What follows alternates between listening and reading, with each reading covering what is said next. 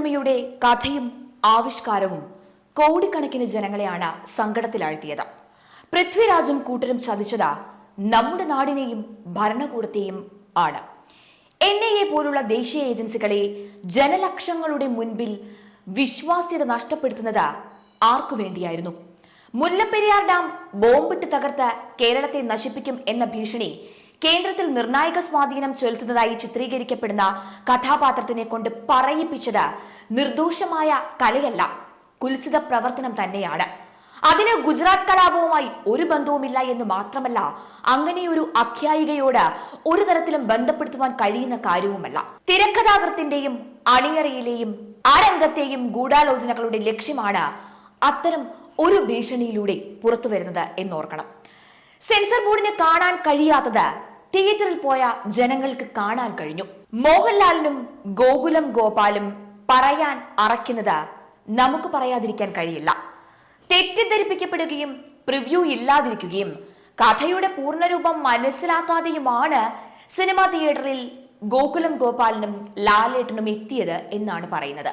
അങ്ങനെയെങ്കിൽ സിനിമാ ലോകത്തെ രാജാക്കന്മാരായ ഗോകുലം ഗോപാലിനെയും ലാലേട്ടനെയും അക്ഷരാർത്ഥത്തിൽ കൊലയ്ക്ക് കൊടുക്കുകയാണ് ചിലർ ചെയ്തത് എന്ന് പറയേണ്ടി വരും. അതങ്ങനെയാണോ അല്ലയോ എന്നത് നമുക്കറിയുകയുമില്ല. പൃഥ്വിരാജും സഹായികളും ചെയ്തത് രാജ്യദ്രോഹ കുറ്റം തന്നെയാണ്. ഈ നാട്ടിലെ ജനകോടികൾ ഇതിനു വിധി എഴുതട്ടെ എന്ന് തന്നെയാണ് പറയാനുള്ളത്. സിനിമയിൽ രാഷ്ട്രീയവും മതവും ഒക്കെ കലർത്തി കേരളത്തെയും മലയാളികളെയും ഇടത് തീവ്രവാദ കൂടാരത്തിലേക്ക് കൊണ്ടുപോകാം എന്ന് ധരിക്കുന്നവരെ സിനിമാ ലോകം ചവറ്റുകൊട്ടയിലെറിയും എന്നതിൽ യാതൊരു തർക്കവുമില്ല. ഇവിടെ കരളുറപ്പുള്ള ഒരു പ്രധാനമന്ത്രിയും കൈവിലങ്ങ വയ്ക്കാൻ കരുത്തുള്ള ആഭ്യന്തരമന്ത്രിയുമുള്ള നാടാണ് എന്നോർക്കണം. കളം വിട്ടു കളിച്ചാൽ കാണികൾ ഉണ്ടാവില്ല എന്ന് മാത്രമല്ല, എന്നേക്കുമായി കളി അവസാനിക്കുകയും ചെയ്യും.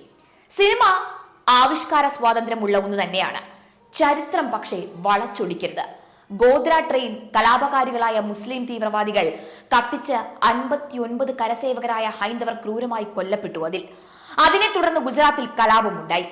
എന്റെ സിനിമയിൽ അത് വിട്ടുകളഞ്ഞത് സുപ്രീം കോടതി പോലും മോദിജി, അമിത്ഷാ എന്നിവരെ കുറ്റവിമുക്തരാക്കി ഇന്ത്യൻ ചരിത്രം ചില ജിഹാദി പാദസേവകർ വളച്ചൊടിച്ച് ഈ പരുവത്തിൽ ആക്കി പൃഥ്വിരാജ് അൽ എമ്പുരാനിൽ കാട്ടിയതുപോലെ ഗോദ്ര അവഗണിക്കാത്ത വിധം നിസാരമാണോ അത്? എന്താണ് ഗോദ്ര കൂട്ടക്കൊല? 2002 ഫെബ്രുവരി 27 രാവിലെ ഗുജറാത്തിലെ ഗോദ്ര റെയിൽവേ സ്റ്റേഷനിലെത്തിയ സബർമതി എക്സ്പ്രസ് 2000-ഓളം വരുന്ന മത തീവ്രവാദികളായ ഒരു വിഭാഗം ജിഹാദി ക്രിമിനലുകൾ കൂട്ടമായി വളയുകയും പെട്രോൾ ഒഴിച്ച് കത്തിക്കുകയും ചെയ്തിരുന്നതാണ്. S6 കോച്ച് പൂർണ്ണമായി കത്തി നശിപ്പിക്കുകയായിരുന്നു.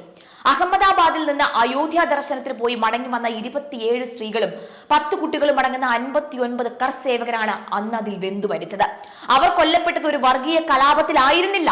അവിടെ നടന്നത് ഇസ്ലാമിക തീവ്രവാദികൾ പ്രീ പ്ലാൻഡായി നടത്തിയ ഏകപക്ഷീയമായ ഒരു കൂട്ടക്കൊല തന്നെയായിരുന്നു. അതിനെ ആകസ്മികമായി നടന്ന സംഭവം എന്ന് ചിത്രീകരിച്ച് ലഘൂകരിക്കാനുള്ള ചിലരുടെ ശ്രമങ്ങളെ തള്ളിക്കളഞ്ഞുകൊണ്ട് ഈ വംശഹത്യ തികച്ചും ആസൂത്രിതമായിരുന്നു എന്ന് കണ്ടെത്തിയത് 6 വർഷം അതിനെക്കുറിച്ച് പഠിച്ച് റിപ്പോർട്ട് സമർപ്പിച്ച സുപ്രീം കോടതി ജഡ്ജി ജസ്റ്റിസ് നാനാവതി കമ്മീഷനാണ്. 2008 സെപ്റ്റംബറിൽ സമർപ്പിച്ച ആ റിപ്പോർട്ട് ഗുജറാത്ത് ഹൈക്കോടതി അംഗീകരിക്കുകയും ചെയ്തു. പിന്നീട് അത് സുപ്രീം കോടതിയും ശരിവെക്കുകയായിരുന്നു. എന്തായാലും സിനിമ ഇപ്പോൾ റീ എഡിറ്റിംഗ് ഒക്കെ കഴിഞ്ഞ് അടുത്തയാഴ്ച തിയേറ്ററുകളിൽ എത്തുമ്പോൾ ഇനി എന്താണ് സംഭവിക്കുന്നത് എന്ന് നമുക്ക് കാത്തിരുന്ന് കാണാം.